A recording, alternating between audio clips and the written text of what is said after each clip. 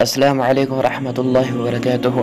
महतरम नाज़रीन व सामीन, आज हम आप लोगों को बतला देंगे दुश्मन की नींद किस तरह आप बांध सकते हैं।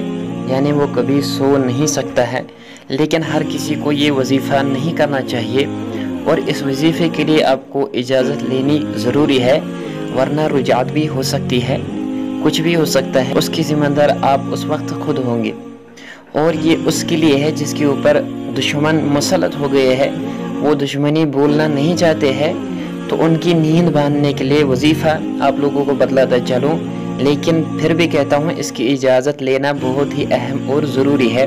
और ये हर किसी के लिए नहीं है, बल्कि उस शख्स के लिए है जिससे दुश्मनों ने परेशान कर रखा है। तो उसके लिए ये वजीफ़ा मैं बतलाता चलूँ।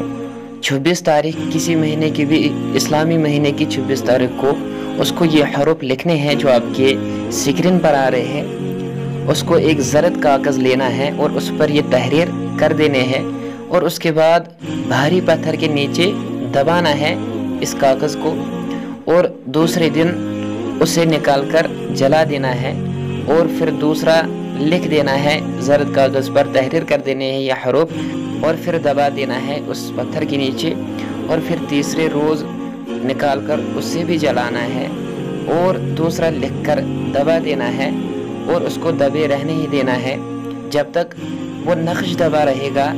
उसको नींद नहीं आएगी।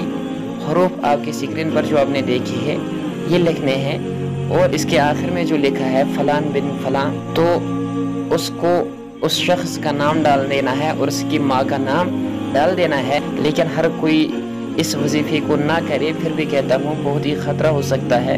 सिर्फ उसके लिए है जिसकी दुश्मनों ने उसका जीना हराम कर दिया है। अगर कोई खुद करता है तो वह अपना ज़िम्मेदार खुद होगा, उसे कोई भी तकलीफ़ हो सकती है और इजाज़त लेना बहुत ही अहम और ज़रूरी है।